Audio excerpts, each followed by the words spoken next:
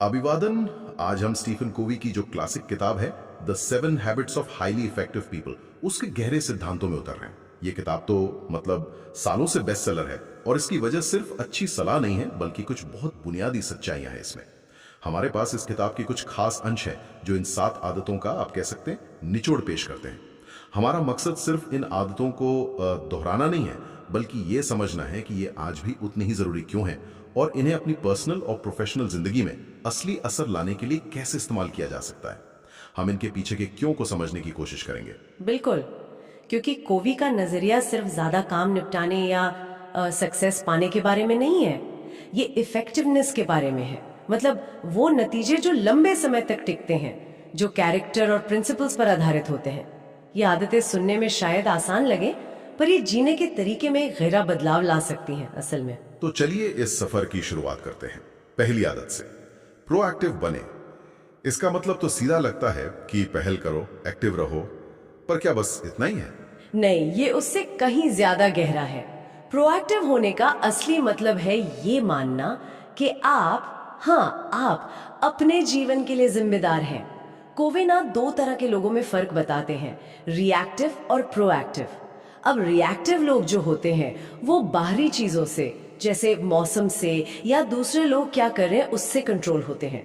अगर कोई उनसे मान लीजिए बुरा बर्ताव करता है तो उनका मूड खराब हो जाता है। काम मुश्किल लगा तो वो हतोत्साहित हो गए। हाँ, ये तो बहुत आम है। हम अक्सर कहते भी है, अरे उसने मुझे गुस्सा दिला दिया, या क्या करूं, हालात ही ऐसे थे। बिल्कुल, यही रिएक्टिव भाषा है। दूसरी तरफ प्रोएक्टिव लोग समझते हैं कि कोई भी बाहरी घटना, जिसे स्टिम्युलस कहते हैं, और उनकी जो प्रतिक्रिया है यानी रिस्पॉन्स, उसके बीच में ना एक खाली जगह होती है। कोवे कहते हैं उस खाली जगह में हमारी चुनने की शक्ति और स्वतंत्रता है। प्रोएक्टिव व्यक्ति इसी जगह का इस्तेमाल करता है। वो अपनी प्रतिक्रिया चुनते हैं अपने वैल्यूज के आधार पर, ना कि सिर्फ भावनाओं या सिचुएशन के आधार पर। ये सुनने में तो बहुत पावरफुल लगता है, पर असल जिंदगी में जब दबाव होता है, चीजें गलत हो रही हों, तब क्या ये चुनाव हमेशा इतना आसान होता है? क्या ये सिर्फ विल पावर की बात है या कुछ और भी है इसमें? ही है। हाँ, ये मुश्किल हो सकता है, बिल्कुल, खासकर जब इमोशंस बहुत तेज हो। लेकिन ये एक मसल की तरह है, जितना अभ्यास करेंगे उतनी मजबूत होगी। इसका मतलब ये नहीं कि आपको भावनाएं महसूस नहीं करनी चाहिए, बिल्कुल करनी चाहिए, पर आप उन भावनाओं को अपने व्यवहार पर हावी नहीं होने देते। आप दोष देने के बजाय सोल्यूशन पर फोकस करते हैं, अपनी एनर्जी उन चीजों पर लगाते हैं जिन्हें आप कंट्रोल कर सकते हैं, और वो है आपकी अपनी प्रतिक्रिया। ठीक है, तो पहली आदत से हमें अपनी जिंदगी का स्टीयरिंग व्हील मिल गया, पर अब गाड़ी ले जानी कहाँ है? यही शायद दूसरी आदत काम आती है, अंत को ध्यान में रखकर शुरुआत करना। कोवी का वो अभ्यास थोड़ा अजीब सा है, अपने अंतिम संस्कार की कल्पना करना, थोड़ा चौंकाने वाला भी। हाँ, वो इसीलिए डिजाइन किया गया है ताकि हम रोज की भाग दौड़ से बाहर निकलकर सोचें कि हमारे लिए असल में सबसे जरूरी क्या है। जिंदगी के अंत में लोग हमें किस तरह याद करें, हमारी सबसे गहरी प्राथमिकताएं क्या हैं। ये आदत हमें एक दिशा देती है, एक मंजिल तय करने में मदद करती है ना? बिना मंजिल के रफ्तार का क्या फायदा? अपना अंत या असली मकसद तय करना, इसमें तो काफी गहरा सोचना पड़ेगा, आत्ममंथन करना होगा। कई बार तो पता ही नहीं होता कि हम असल में चाहते क्या हैं या कौन से मूल्य हमारे लिए सबसे ज्यादा मायने रखते हैं। ये प्रोसेस ही अपने आप में एक चैलेंज लगता है। आप बिल्कुल सही कह रहे हैं, और कोवी भी मानते हैं कि ये आसान नहीं है। इसीलिए वो पर्सनल मिशन स्टेटमेंट बनाने का सुझाव देती है। ये सिर्फ एक बार लिखने वाला कोई डॉक्यूमेंट नहीं है, बल्कि ये उस सोचने की प्रक्रिया का नतीजा है। ये आपके पर्सनल संविधान जैसा है जो आपके सबसे गहरे वैल्यूज और लक्ष्यों को दिखाता है। ये आपको याद दिलाता है कि आप कौन हैं और किस चीज के लिए खड़े होना चाहते हैं। इसे बनाने में समय लगता है, बिल्कुल, इसे बार बार देखना पड़ सकता है, सुधारना पड़ सकता है, लेकिन ये एक पावरफुल दिशा सूचक यंत्र बन जाता है, खासकर मुश्किल फैसलों के वक्त। और ये दूसरी आदत पहली आदत को यानी प्रोएक्टिविटी को अर्थ देती है। आप अपनी प्रतिक्रियाएं अपने चुने हुए मूल्यों और मिशन के हिसाब से चुनते हैं। तो ठीक है, दिशा मिल गई। हैबिट 2, अब रोज के कामों में उसे लागू कैसे करें? यही तीसरी आदत आती है, प्राथमिकताओं को पहले रखना। ये सिर्फ टू डू लिस्ट बनाने या टाइम मैनेजमेंट से कहीं ज्यादा गहरी बात लगती है ना? हाँ, ये टाइम मैनेजमेंट से ज्यादा सेल्फ मैनेजमेंट है। कोवी का जो मशहूर टाइम मैनेजमेंट मैट्रिक्स है वो यहीं आता है। वो कामों को अर्जेंसी और इम्पोर्टेंस के आधार पर 4 हिस्सों में बांटता है। क्वाड्रेंट 1 अर्जेंट और इम्पोर्टेंट, जैसे कोई संकट, डेडलाइन, जरूरी प्रॉब्लम। क्वाड्रेंट 2 नॉट अर्जेंट लेकिन इम्पोर्टेंट, जैसे प्लानिंग, रिश्ते बनाना, नई चीजें सीखना, एक्सरसाइज, बचाव के काम। क्वाड्रेंट 3 अर्जेंट लेकिन नॉट इम्पोर्टेंट, जैसे कुछ रुकावटें, कुछ मीटिंग्स, दूसरों की फौरी मांगे। और क्वाड्रेंट 4 नॉट अर्जेंट और नॉट इम्पोर्टेंट, मतलब टाइम बर्बाद करने वाले काम, फालतू चीजें। ये तो समझ आता है कि Q2 जरूरी है, यानी वो काम जो हमारे लंबे समय के लक्ष्यों, रिश्तों और सेहत के लिए जरूरी हैं। पर हम फिर भी अक्सर Q1 में, यानी हमेशा आग बुझाने में, और Q3 में, यानी दूसरों की जरूरी लगने वाली पर हमारे लिए गैर जरूरी चीजों में क्यों फंस जाते हैं? क्या ये अर्जेंसी का कोई नशा है एक तरह का? बिल्कुल, इसे अर्जेंसी एडिक्शन कह सकते हैं। Q1 और Q3 की चीजें चिल्लाती हैं, ध्यान खींचती हैं, जबकि Q2 की चीजें जैसे योजना बनाना, सीखना, रिश्तों में इन्वेस्ट करना, वो शांत होती हैं, उन्हें टाला जा सकता है। प्रभावी लोग Q2 पर फोकस करने का डिसिप्लिन डेवलप करते हैं। वो समझते हैं कि Q2 में समय लगाने से Q1 के संकट कम होते हैं। इसका मतलब है Q3 की एक्टिविटीज को ना कहने का साहस जुटाना, जो अक्सर मुश्किल होता है क्योंकि हम दूसरों को निराश नहीं करना चाहते, लेकिन हर हाँ किसी और चीज के लिए ना होती है। प्रभावी लोग अपनी हाँ अपने मिशन और Q2 की प्राथमिकताओं के लिए बचा कर रखते हैं। ये पहली 3 आदतें, प्रोएक्टिव बनना, अंत को ध्यान में रखना और प्राथमिकताओं को पहले रखना, ये तो जैसे पर्सनल लेवल पे मास्टरी हासिल करने जैसी हैं।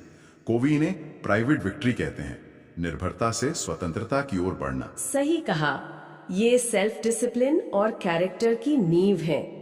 लेकिन प्रभावशीलता सिर्फ अकेले हासिल नहीं होती, हम दूसरों के साथ रहते हैं, काम करते हैं। यहीं से अगली 3 आदतें आती हैं जो पब्लिक विक्ट्री की ओर ले जाती हैं, यानी स्वतंत्रता से इंटरडिपेंडेंस, अंतर निर्भरता की ओर। और इसकी शुरुआत होती है चौथी आदत से, विन विन सोचना। विन विन मतलब ऐसी सिचुएशन जहां सभी जीतें। ये सुनने में तो बहुत अच्छा लगता है, एक आइडियल सिचुएशन, पर क्या ये हमेशा प्रैक्टिकल है? दुनिया तो अक्सर विन लूज पर चलती दिखती है, एक जीते एक हारे, या कभी कभी लूज लूज भी जहां दोनों हारते हैं। ये सच है कि दुनिया में अक्सर ऐसी मानसिकता दिखती है। कोई विन लूज को कॉम्पिटिटिव मानते हैं, लूज विन को थोड़ा दब्बू किस्म का, और लूज लूज को तो विनाशकारी। विन विन इन सबसे अलग एक फिलॉसफी है।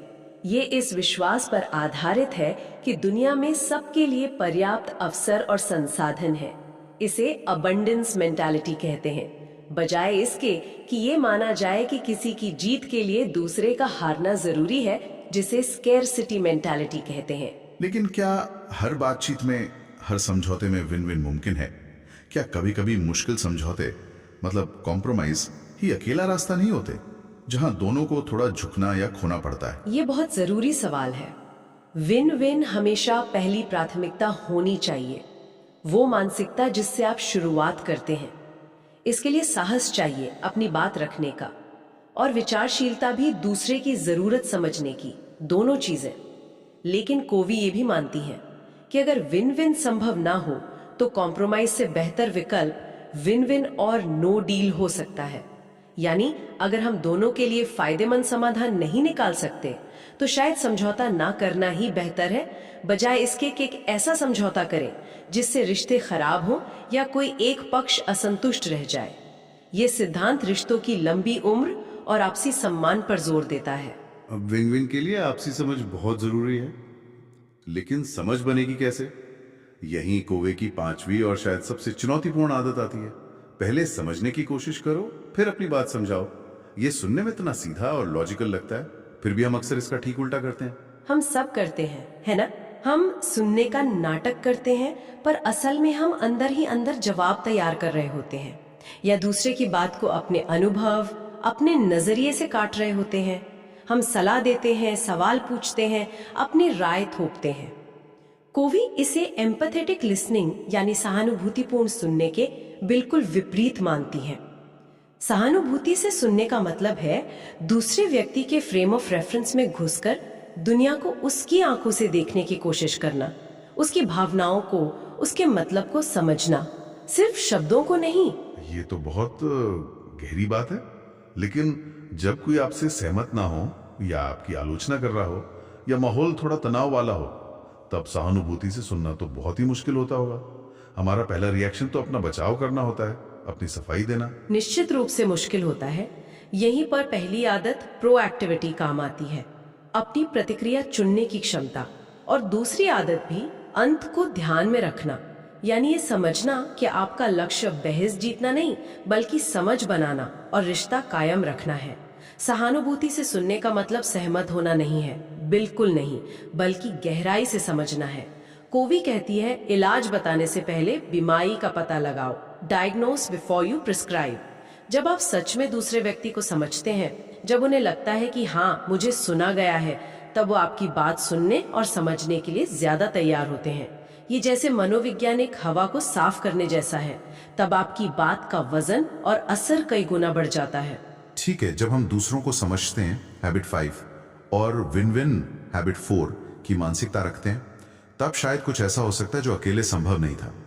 यही छठी आदत सिनर्जाइज करना आती है। सिनर्जी मतलब जो कुल योग उसके अलग अलग हिस्सों से ज्यादा हो। जैसे सोर्स में कहा था 1 + 1 = 3 या शायद 11। सिनर्जी क्रिएटिव कोऑपरेशन पर रचनात्मक सहयोग का शिखर है। ये तब होता है जब लोग अपने मतभेदों को प्रॉब्लम नहीं बल्कि एक एसेट मानते हैं, एक संपत्ति। डाइवर्सिटी, चाहे वो विचारों की हो, अनुभवों की या नजरिए की, सिनर्जी का कच्चा माल है। जब अलग अलग नजरिए सम्मान के साथ टकराते हैं तो ऐसे नए और बेहतर समाधान निकलते हैं जो किसी एक व्यक्ति ने अकेले सोचे भी नहीं होते। ये सिर्फ टीम वर्क या सहयोग नहीं है, ये उससे कहीं ज्यादा है। तो ये सिर्फ मिलकर काम करने से ज्यादा है। ये मतभेदों से बचने के बजाय उन्हें गले लगाकर कुछ नया बनाने जैसा है। ये तो काफी क्रांतिकारी विचार है, खासकर ऐसी दुनिया में जहां असहमतियों को अक्सर झगड़े का कारण माना जाता है। बिल्कुल, सिनर्जी के लिए हाई लेवल का ट्रस्ट और खुलापन चाहिए जो पिछली आदतों से बनता है। विन विन पहले समझना, ये कॉम्प्रोमाइज यानी समझौते से अलग है जहां दोनों पक्ष को छोड़ते हैं। सिनर्जी में आप एक तीसरा बेहतर विकल्प बनाते हैं। ये मानता है कि साथ मिलकर हम जो बना सकते हैं वो अकेले बनाने से कहीं ज्यादा बेहतर होगा। ये इनोवेशन और क्रिएटिव प्रॉब्लम सॉल्विंग का आप कह सकती हैं मूल मंत्र है। ये सभी आदतें व्यक्तिगत और सार्वजनिक जीवन की बहुत शक्तिशाली हैं, लेकिन इन्हें बनाए रखने के लिए एनर्जी कहां से आएगी? यही शायद 7वीं और आखिरी आदत आरी को तेज करना, शार्पन द सॉ, सबसे जरूरी हो जाती है। वो लकड़हारे की कहानी याद आती है मुझे। हाँ, वो कहानी इसका सार है। लकड़हारा कुंद आरी से पेड़ काटने में लगा है, थक रहा है, पर आरी तेज करने के लिए रुकता नहीं। क्यों? क्योंकि वो बहुत व्यस्त है। हम भी अक्सर जीवन में यही करते हैं। हम काम, परिवार, जिम्मेदारियों में इतने उलझ जाते हैं कि हम खुद को, अपने सबसे महत्वपूर्ण रिसोर्स को रिन्यू करना भूल जाते हैं। कोवी 4 मुख्य आयाम बताती है जिन्हें नियमित रूप से तेज करने की जरूरत है। पहला, शारीरिक, फिजिकल, एक्सरसाइज, पोषण, नींद, स्ट्रेस मैनेजमेंट। दूसरा, मानसिक, मेंटल, पढ़ना, सीखना, लिखना, सोचना, योजना बनाना। तीसरा, सामाजिक, भावनात्मक, सोशल इमोशनल, रिश्तों में निवेश करना, सेवा करना, सहानुभूति दिखाना, भावनात्मक सुरक्षा। और चौथा, आध्यात्मिक, स्पिरिचुअल, अपने मूल्यों से जुड़ना, प्रकृति, ध्यान, कला, संगीत, जो भी आपको शांति और उद्देश्य दे। आज की भागदौड़ भरी जिंदगी में जहां हर चीज तुरंत ध्यान मांगती है, इन चारों आयामों के लिए नियमित रूप से समय निकालना ये अपने आप में एक बड़ी चुनौती है। अक्सर काम के दबाव में एक्सरसाइज छूट जाती है या रिश्तों के लिए वक्त नहीं मिलता। बैलेंस बनाना बहुत मुश्किल लगता है। ये सच है कि संतुलन बनाना एक लगातार चलने वाली चुनौती है, लेकिन कोवी इसे एक ऑप्शन की तरह नहीं देखती बल्कि एक जरूरत की तरह। ये आरी तेज करना ही बाकी 6 आदतों को संभव बनाता है।